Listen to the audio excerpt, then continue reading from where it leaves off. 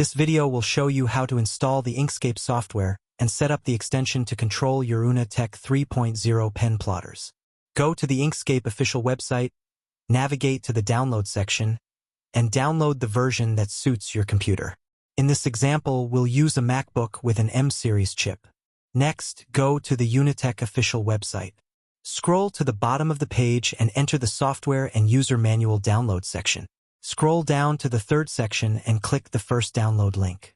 On the current page, download the file marked with a red box. Then install the Inkscape software and open it.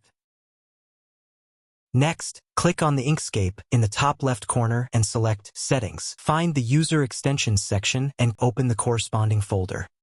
Go back and extract the UUNA TEK zip file, then copy all the files. Switch to the previously opened Extensions folder and paste the copied files there.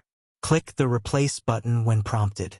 Return to the Inkscape software, click on the Extensions tab, and you will find the UUNA TEK 3.0 extension listed.